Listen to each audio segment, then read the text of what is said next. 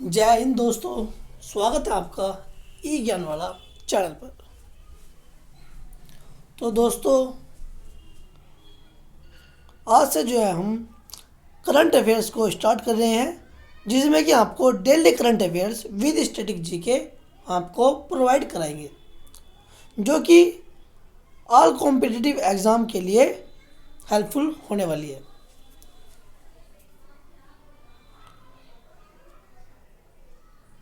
हालांकि हमने जो है पहले कहा था कि जो जनवरी से लेकर अगस्त तक या सितंबर तक हम हर महीने की जो करंट अफेयर्स लेकर आएंगे, लेकिन किसी कारणवश जो है टाइम नहीं हो पाने के कारण ज़्यादा हम उसको जो है प्रोवाइड नहीं करा पाए।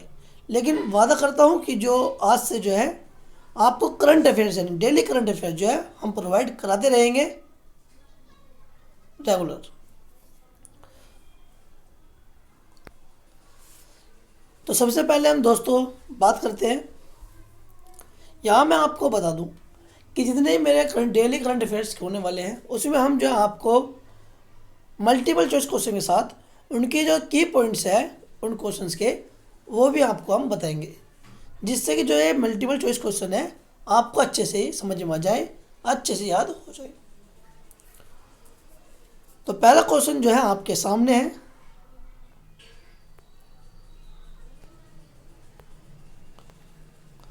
दो हजार तेईस AI प्रीपेयर्डनेस इंडेक्स में भारत की रैंक क्या है? तो AI प्रीपेयर्डनेस इंडेक्स में भारत की रैंक जो है ऑप्शन ए 72 यानी 72 है। और जो इसके की पॉइंट्स हैं उसके बारे में हम जानते हैं। जो भारत को जो है 2023 AI प्रीपेयर्डनेस इंडेक्स में 72वां 72 स्थान मिला है। इस इंडेक्स में शीर्ष स्थान सिंगापुर का है। किसका है? सिंगापुर का। और उसके बाद डेनमार्क का और संयुक्त राज्य अमेरिका, ये तीन जो देश हैं ये टॉप पर हैं। भारत में 45% चैट GPT उपयोग करता है और 338 से अधिक AI स्टार्टअप्स हैं, जिससे AI का तेजी से विकास हो रहा है। तो ये जो कुछ की पॉइंट्स थे इस क्वेश्चन के लिए। नेक्स्ट देखते हैं, किस अभियान के तहत आयुष मंत्रालय ने 1300 से अधिक 1300 से अधिक सार्वजनिक शिकायतों का समाधान किया? तो ये किया ऑप्शन डी स्पेशल कैंपेन 3.0 ए के द्वारा। आयुष मंत्रालय स्पेशल कैंपेन 3.0 के तहत सार्वजनिक शिकायतों का समाधान किया। इस अभियान का जो उद्देश्य है स्वच्छता बनाए रखना और पारदर्शिता सुनिश्चित करना था।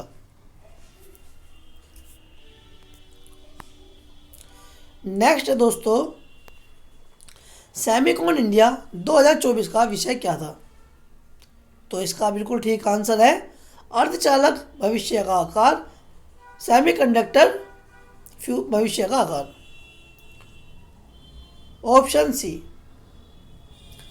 और जो इसका मुख्य बिंदु है, की पॉइंट्स है, सेमिकॉन इंडिया 2024 का विषय अर्धचालक भविष्य का आकार था। इसका उद्देश्य भारत को अर्धचालक विनिर्माण और डिजाइन में एक वैश्विक केंद्र बनाना है। तो उद्देश्य भी जो है हमने आपको इसमें बता दिया सेमिकॉन इंडिया 2024 में। नेक्स्ट है, भारत का अद्यतन राष्ट्रीय जैव विविधता रणनीति और कार्य योजना NBSAP किस सम्मेलन में शुरू की गई? तो यह की गई दोस्तों COP16 में, ऑप्शन बी। भारत ने कोलंबिया में, कहाँ पर? कोलंबिया में COP16 के दौरान अपनी अद्यतन NBSAP का शुभारंभ किया।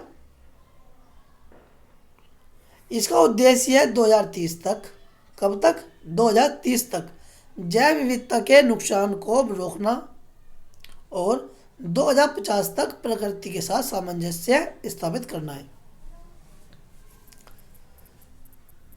तो NBSAP जो है कहाँ पर हुआ है? कोलंबिया में COP16 के दौरान। और ये डेट जो है आपको ध्यान रखनी है 2030, वो सॉरी जो सन है 2030 और 2050, ये भी आपको याद रखनी है। नेक्स्ट है, हो भाषा को किस संविधान अनुसूची में शामिल करने की मांग की जा रही है। जैसा कि आप जानते हैं, जो हो है वो झारखंड के प्रमुख समुदायों की एक भाषा है। तो इसको जो है ऑप्शन सी 8वीं अनुसूची में शामिल करने की बात की जा रही है। किसमें? 8वीं अनुसूची में। अच्छा दोस्तों, यहाँ पर हमने जो 8वीं अनुसूची का जिक्र किया, तो कमेंट बॉक्स में प्लीज़ लिखकर बताइए कि 8वीं अनुसूची में कितनी भाषाएं दर्ज है फिलहाल। अगर इस क्वेश्चन की पॉइंट्स के बारे में हम बात करें, तो झारखंड के कुछ प्रमुख समुदायों द्वारा हो भाषा को संविधान की 8वीं अनुसूची में शामिल करने की मांग की गई है, जिससे इसे संवैधानिक दर्जा मिल सके। तो हो कहाँ की भाषा है? झारखंड की। नेक्स्ट है दोस्तों, किसे गणतंत्र दिवस 2025 के लिए मुख्य अतिथि के रूप में आमंत्रित किया गया है। तो ये किया गया है इंडोनेशिया के राष्ट्रपति प्राबोवो सुबियांतो को। ऑप्शन सी बिल्कुल राइट आंसर।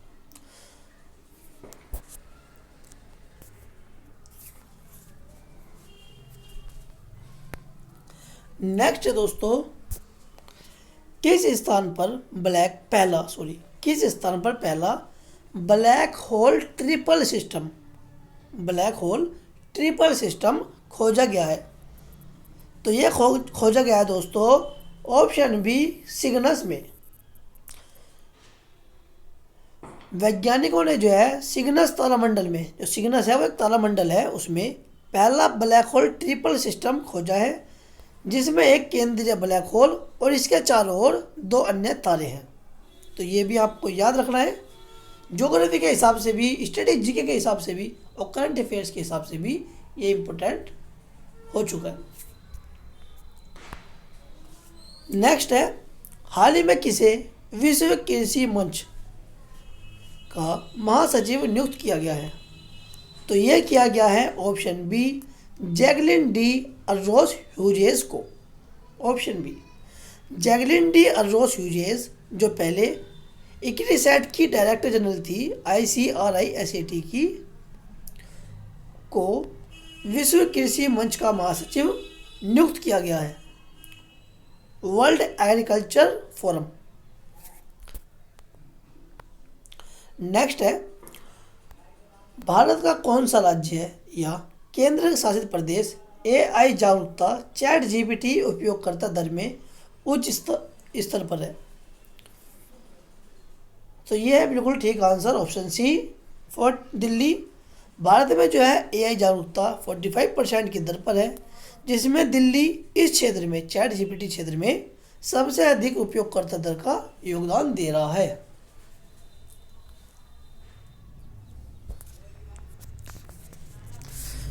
नेक्स्ट दोस्तों, हाल ही में किन देशों के बीच गरुड़ शक्ति सैन्य अभ्यास, कौन सा अभ्यास? गरुड़ शक्ति सैन्य अभ्यास शुरू हुआ। तो इसका बिल्कुल ठीक आंसर है भारत और इंडोनेशिया के बीच, ऑप्शन ए। जो की पॉइंट्स है दोस्तों इसके, वो ये है कि गरुड़ शक्ति एक द्विपक्षीय सैन्य अभ्यास है जो भारत और इंडोनेशिया के बीच होता है। इस अभ्यास का जो उद्देश्य है वो दोनों देशों के सैन्य बलों के बीच आपसी समझ और क्षमता में सुधार करना है, जिससे आतंकवाद और समुद्री सुरक्षा में बेहतर सहयोग संभव हो सके।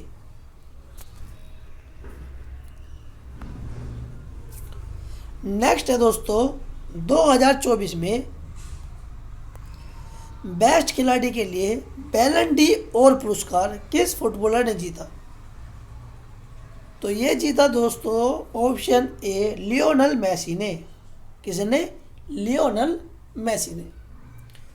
यह मेसी का जो है 8वां बैलन डी और पुरस्कार है, जिसमें उन्होंने हालांड और एमबापे को पीछे छोड़ा।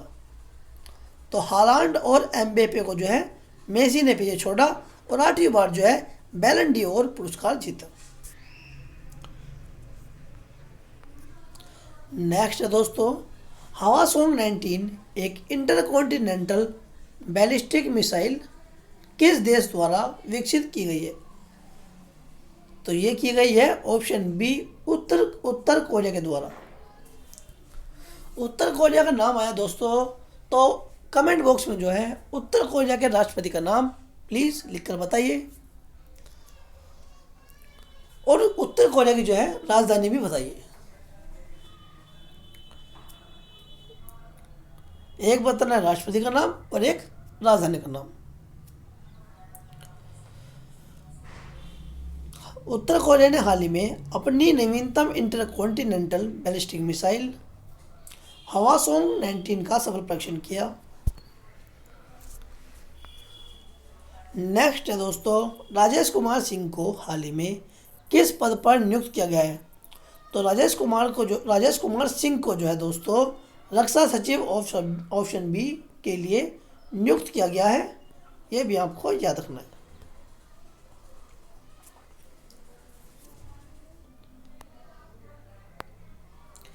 नेक्स्ट है दोस्तों, नवीनतम आंकड़ों के अनुसार भारत की बेरोजगारी दर कितनी प्रतिशत है?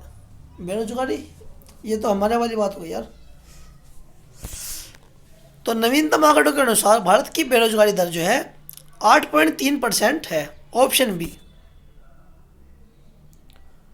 कहा गया है कि भारत में बेरोजगारी दर जो है हाल ही में 8.3% तक पहुंच गई है, जो कि एक चिंताजनक संकेत है।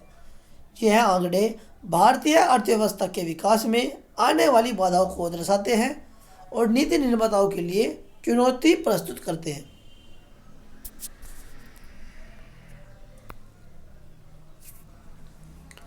इसी के साथ जो है दोस्तों आज के लिए हम इतने ही लेकर आए थे आपके लिए। वीडियो हमारी समाप्त होती है। तो कमेंट बॉक्स में जो है दोस्तों अपना एक बार फीडबैक दीजिए कि आपको जो है आज की जो क्लास है वो कैसी लगी।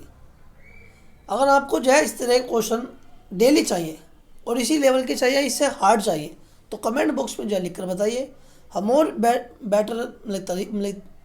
बेटर तरीके से कोशिश करेंगे कि आपको जो है अच्छे से अच्छे मल्टीपल चॉइस क्वेश्चन विद की पॉइंट्स लेकर आए।